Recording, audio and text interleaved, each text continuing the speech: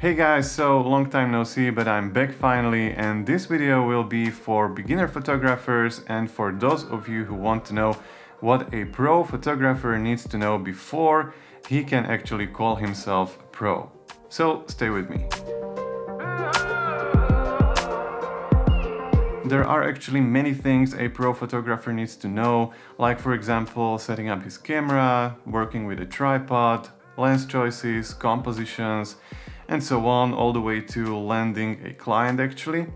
But in today's video I would like to focus on the most important thing, and that is setting up the correct exposure of your photo. Well, many of you may actually think that I'm crazy making this video in 2021 because there are a ton of information about how to set a correct exposure, but I know that there are some people who are maybe a little confused about these terms like shutter speed, aperture and ISO. But if you want to take your photography to a next level, or you want to call yourself a professional someday, you really need to know how these things work. But why it is actually important to know how to operate your camera in full manual mode?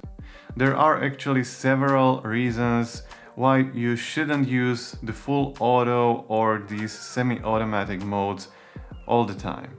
First reason, if you do something, you really should know what you are doing. It's basically like driving a car. You don't need to know every single detail about the engine, how the engine works, how you are actually moving forward or backwards with your car, but what you actually need to know is those pedals and those handles and steering wheel and all the controls of your car. And the same goes to photography in my opinion, because you don't want to try each time what will work the best for you, what will work the best for your photo, but you want to really know the situation and you want to know how to act to get the best photo out of the situation. My second reason is that knowing how these things work will actually let you be more creative. With each of these things you can actually control how your final photo will look like, and I'm not talking only about the exposure.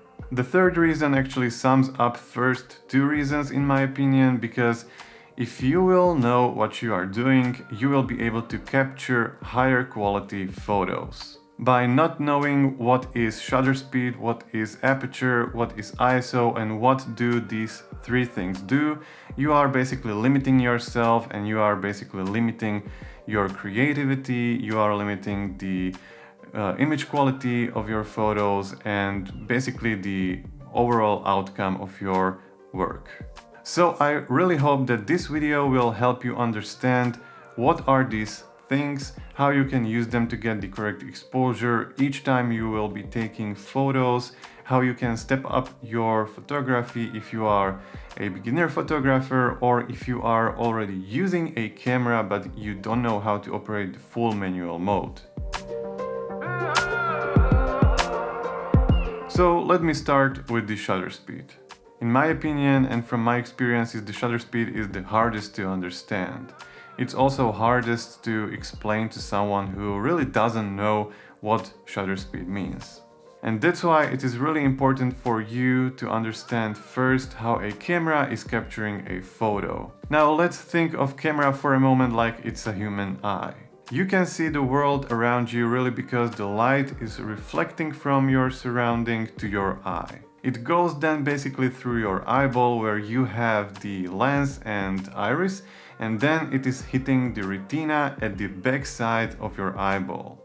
Now, retina is some kind of biological sensor which is converting the light which is going through your eyeball into an electrical signal which is then transferred to your brain through the optical nerve. And then your brain processes the signal somehow into what you actually see. And cameras work pretty much the same. But let me actually show you. So here is a camera. This is the Canon 700D, which was actually my first DSLR camera, so pretty great memories. So as you probably already know, a DSLR or mirrorless camera consists of two separate pieces, of a lens and the body. The lens is basically like a human eyeball. light is traveling through the lens where there is the lens itself.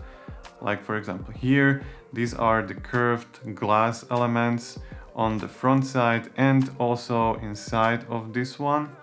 And then there is also the iris, which can close and open to let more or less light in.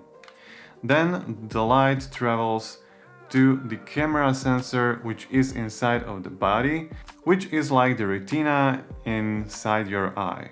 So when you are taking photo, the light is going through the lens and is hitting the camera sensor, where it's converted into a signal, and then the signal is processed by the CPU of your camera into an image or a video clip. But now let's get back to the shutter speed. With shutter speed, you basically tell your camera how long you want the camera sensor to be exposed to the light after you press the shutter button. In other words, you are telling the camera how long the light will be hitting the camera sensor after you press the shutter button, or, well, maybe how long it will take to capture the photo. But here is the catch. As I've mentioned, we can set up the time during which the photo will be captured. So for example, 1 second, 1/60th of the second, 100th of the second, and so on. However, on the output you will get still only one single frame, one single image. So basically the sensor is collecting light or data for that specified period of time, and then it will bake all of this information into one single photo. I hope that you are still on track and that you understand what I'm trying to tell you, because it's really important to understand how the shutter speed works. If you don't understand, go and rewatch this section and then go further. But if you do understand how the shutter speed works, I'm pretty sure that you can guess what you can creatively affect with the shutter speed on your photos.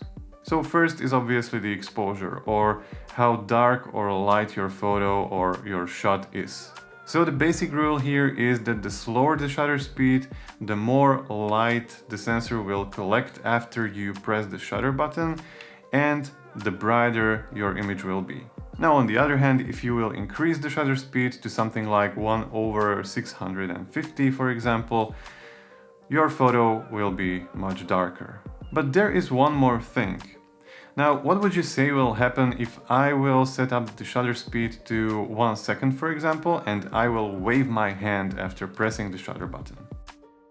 As you can see, the camera captured the whole movement of my hand during that 1 second, which means you can see my hand blurred on the photo, and you can see where I've started the motion and where I've ended the motion.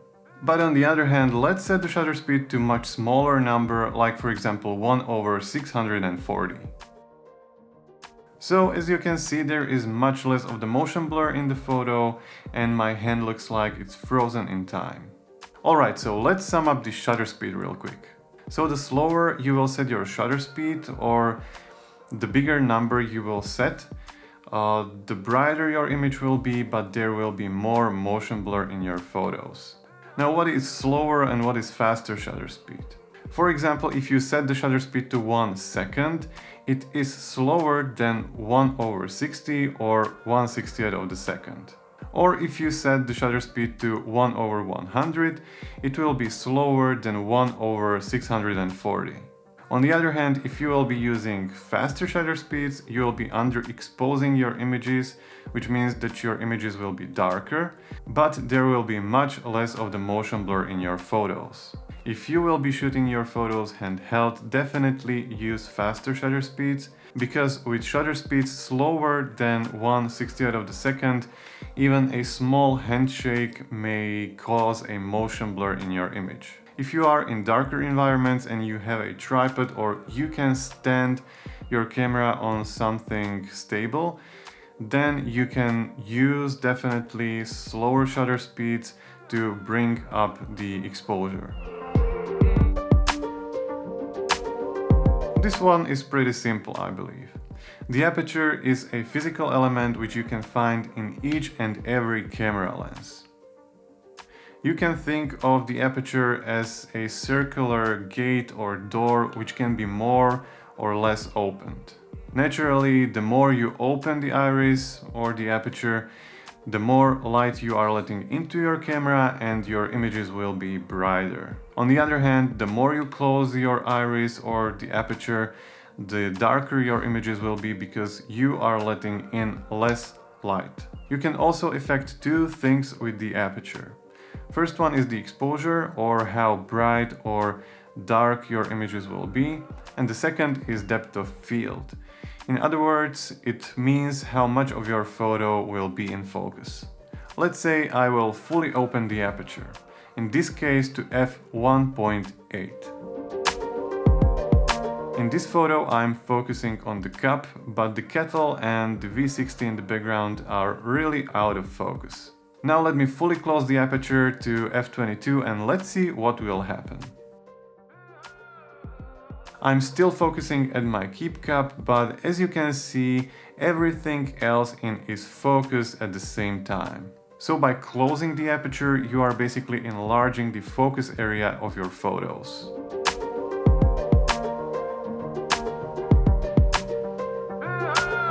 This is probably the easiest thing to understand. With the ISO, you are electronically increasing the sensitivity of your camera sensor to the light. This means that the bigger the ISO, the brighter your image will be, and the lower your ISO number, the darker your image will be.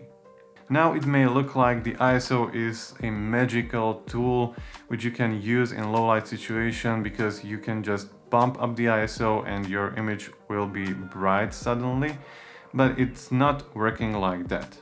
If you bump up the ISO, you are increasing the brightness of your image, that is completely true, but with higher ISO numbers you are introducing a lot of noise into your images. And the higher you go with the ISO, the more noise you will see. Of course, each camera has its own reasonable ISO range, and nowadays the cameras are performing really well with the ISO, but if you want to get the most out of your image, try to keep the ISO as low as possible. Alright, so now that we all know what is shutter speed, aperture and ISO, let me show you some real-world examples how I will take a photo and how I will set the correct exposure. Alright guys, so we are in my kitchen right now and I've prepared a great and delicious cup of coffee with my V60. And right now I'm going to show you how I will take photos of this small setup in here. I will be using only natural light, so no additional lights will be used on the photo shoot, and the biggest light source in this kitchen is that big window behind me. In this experiment I will use two cameras. The first will be my A7S Mark II with the 55mm f1.8 lens, and the second camera will be this Canon 700D, my first DSLR, with the kit lens, which is the 18-55. I am going to compare these two cameras because I would like to show you the difference in ISO performance in an entry-level camera and in a prosumer camera like the A7S Mark II. So let me start with my Sony. As you can see, the scene is pretty dark. Let's say I would like to shoot this photo handheld, which means I need to set up my shutter speed to at least 1/125. This, however, makes the image even darker than it was before, and if you remember, the faster the shutter speed, the darker your image will be, but there will be less motion blur, which I really need to be able to shoot handheld. Now I need to brighten the image to get the correct exposure. The second thing I will actually adjust is the aperture. I don't need to have everything in focus this time, so I can fully open up the aperture to let more light in. With this lens I can go to f1.8. Now the image is brighter, however it's still pretty dark. Now the only thing I can do is to play around with the ISO a little bit, and for this photo I will set it to 640. Let me switch now to the Canon and let's see how it will perform. The biggest downside of this setup is not the body, but it is the lens. With the Sony I have the 55mm f1.8, which means I can really open up the aperture and collect a lot more light. With this lens I can however open up the aperture only to f3.5. That means that I will have to bump up the ISO with this one, so let's compare the two images. In the second example, we have here the Canon 700D with the 18-55mm kit lens. I will use the same starting point here as I've used in the first example with my Sony a7S Mark II. So the shutter speed is at 1/60th of the second, the aperture is at f5.6 and the ISO is at 100. So the first thing I will do is to set the shutter speed to 1/125 because this is what I would do if I were shooting this photo handheld. The situation now is exactly like in the first example because by raising the shutter speed the image gets darker. To brighten the image a little bit I need to adjust the aperture. With this lens and with this exact focal length I can open up the aperture only to f4. As you can see, nothing really happened and the image is still pretty dark. In the previous example I was able to open the aperture to f1.8, which is really great for low light conditions. So like I've said before, we are using no additional light, so the only thing I can do now is to play around with the ISO. Obviously I will need to go higher with the ISO here than in the first example to get the correct exposure. In this situation I will need to raise the ISO to 3200, which is pretty high for this camera. As you can see, there are two more steps, the 6400 and 12800. With my Sony a7S Mark II, for example, I can go a lot higher with the ISO. So as you can see, you can do a lot more with a prosumer camera, with more expensive camera than with an entry-level DSLR. However, if you already have such DSLR at home, it's perfectly fine. You don't need to invest thousands of dollars into a new camera. Just invest in some kind of lens where you can open up the aperture a lot more. Alright, so I really hope that you understand all of the things I've said in this video and that it will help you to be a better photographer if you are a beginner or if you are using still the full auto mode on your camera. But if you already know all of this, I really appreciate that you've stayed here so far, and if I forgot to mention something, tell me down in comments, and also if you guys have any questions about this topic, go and tell me down in the comment section. I'll be really glad to answer your questions. So, until next time, bye.